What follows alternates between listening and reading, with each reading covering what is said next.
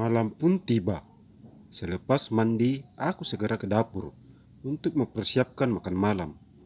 Aku mengeluarkan beberapa jenis sayuran di dalam kulkas dan ikan sudah membeku dari dalam sana, lalu mengolahnya. Pekerjaan ini sudah biasa aku lakukan. Ibu mengajariku memasak semasa aku masih duduk di bangku sekolah dasar. Jadi hal seperti ini sudah biasa bagiku.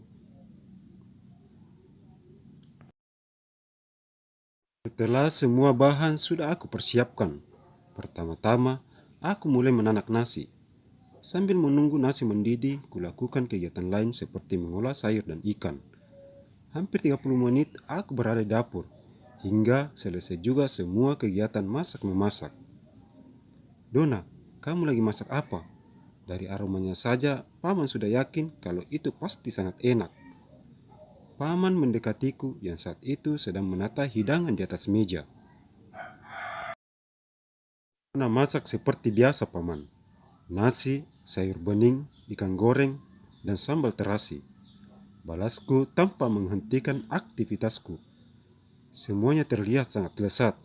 Kamu benar-benar pandai, Dona. Andai saja bibimu juga pandai memasak sepertimu. Betapa bahagianya hati paman. Paman sedikit menarik kursi dan duduk. Wajah paman Rudi seketika terlihat sedih. Bila bibi ingin belajar, aku yakin beliau pasti bisa. Paman tunggu dulu sebentar, biar aku panggil bibi Anti agar kita bisa makan bersama. Paman hanya mengangguk dan terus memperhatikan hidangan yang sudah aku tata rapi di atas meja. Aku pun melangkah ke arah kamar tamu, kamar yang selama ini ditempati Bianti, hampir 2 tahun ini.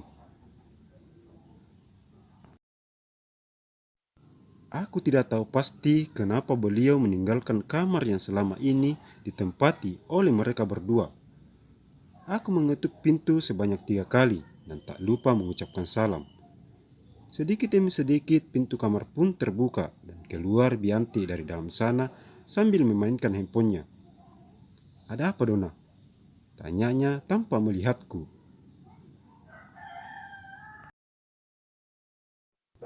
Makan malam sudah siap, Bi. Apa Bibi mau makan malam bersama kami? Paman sudah sedari tadi menunggu Bibi di ruang makan. Bibi tidak menjawab. Dia masih saja asik memainkan handphone yang ada di genggamannya.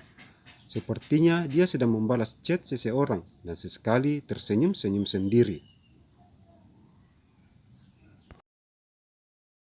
Setelah Bibi menutup pintu rapat-rapat, kami berdua pun segera menuju ke ruang makan.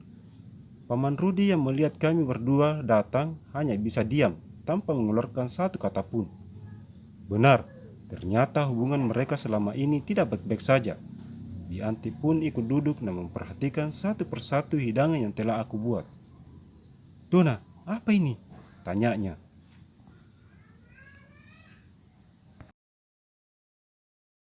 Sepertinya Bianti kurang suka dengan apa yang telah aku buat dengan susah payah. Ini sayur bening dan beberapa hidangan yang sering disajikan nenek saat kita berada di desa. Balasku. Oh, ucapnya singkat dan mulai mengambil nasi dalam jumlah yang sangat sedikit dan menyimpannya ke dalam piring. Paman hanya menggeleng melihat apa yang dilakukan Bianti.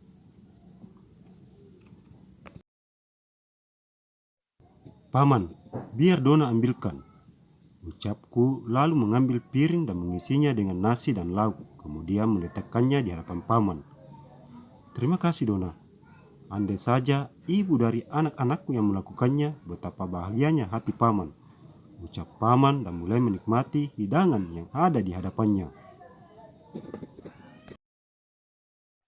Bianti sama sekali tidak peduli, atau dia hanya pura-pura tidak mendengar apa yang diucapkan paman Rudi barusan. Kami pun menyantap hidangan makan malam tanpa mengeluarkan sepatah kata pun. Hanya suara sendok dan piring sesekali terdengar, berdenting hingga acara malam itu selesai. Tanpa bicara, Bianti segera berdiri dan meninggalkan kami.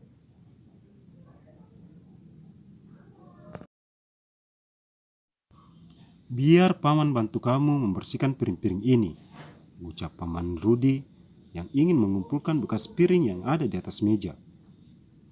Tidak usah, paman, biar Dona saja yang melakukannya. Dona yakin paman pasti banyak pekerjaan yang harus paman selesaikan.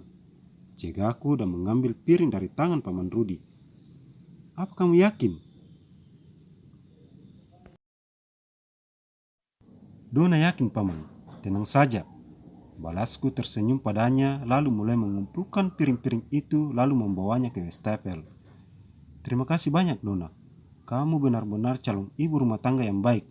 Betapa beruntungnya pria yang mempersuntingmu kelak. Kalau begitu, paman permisi dulu. Paman pun berlalu meninggalkanku yang masih sibuk membersihkan meja makan.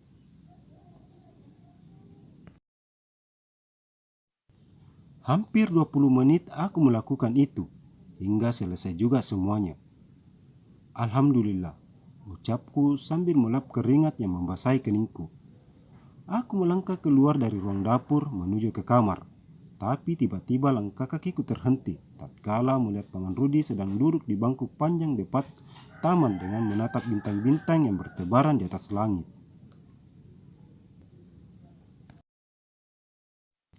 Aku tahu kalau beban yang sekarang beliau tanggung sangatlah berat. Pria yang dulunya terlihat tegar kini tampak lebih rapuh. Persoalan keluarga ditambah lagi persoalan pekerjaan yang semakin menumpuk. Ya Allah, kuatkanlah hati paman Rudi untuk menghadapi semua ini, dan bukalah hati Bianti untuk kembali menjalankan tugasnya sebagai ibu rumah tangga yang baik, hingga membuat keluarga kecil paman kembali harmonis seperti dulu. Amin, ucapku mengintip di balik jendela.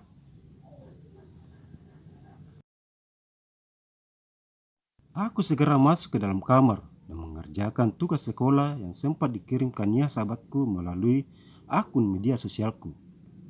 Tidak terasa malam semakin larut dan semua tugas sekolahku akhirnya selesai juga. Aku melangkah ke arah pembaringan untuk beristirahat. Hanya butuh beberapa menit saja aku pun tertidur dan masuk ke dalam alam mimpi.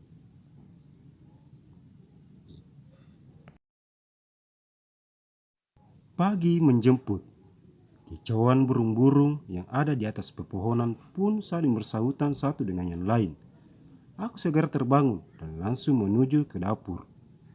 Membuat nasi goreng itulah tujuanku ke sana. Setelah semua selesai, aku kembali masuk ke kamar untuk mandi dan bersiap-siap berangkat ke sekolah.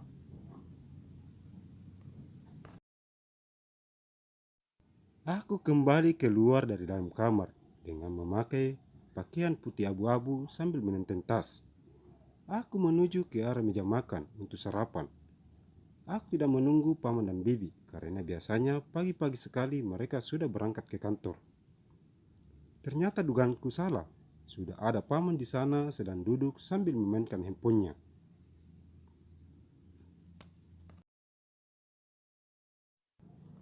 Selamat pagi paman. Sapaku lalu duduk berhadapan dengan beliau. Pagi Dona, balasnya sambil tersenyum. Senyum seperti itulah yang terkadang membuat hatiku bergetar. Ada daya tarik tersendiri yang terpancar dari senyum manis paman itu. Bibi mana? Kenapa beliau tidak ikut sarapan dengan kita?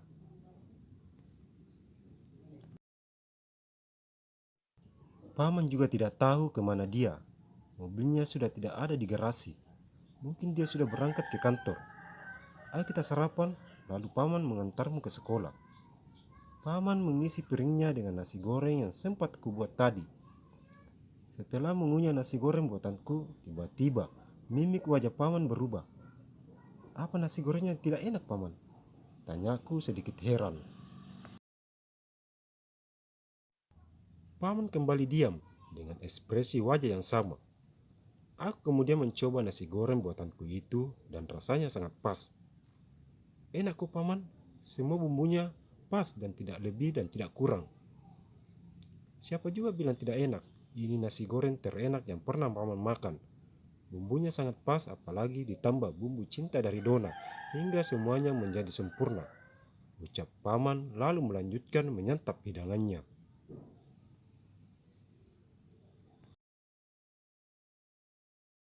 Aku hanya bisa menggeleng. Kata-kata paman pagi ini membuat hatiku berbunga-bunga. Setelah menyantap sarapan pagi kami pun segera keluar dan masuk ke dalam mobil. Di sepanjang perjalanan, paman sering sekali bercanda dan sesekali mengelus rambut panjangku dengan sangat lembut. Ada rasa bahagia diperhatikan seperti itu olehnya. Hingga kami tiba juga di depan sekolahku yang terletak di pinggir jalan raya. Terus dukung channel ini dengan cara memberi subscribe, like, komen, serta share. Serta nyalakan lonceng notifikasinya agar channel ini lebih berkembang.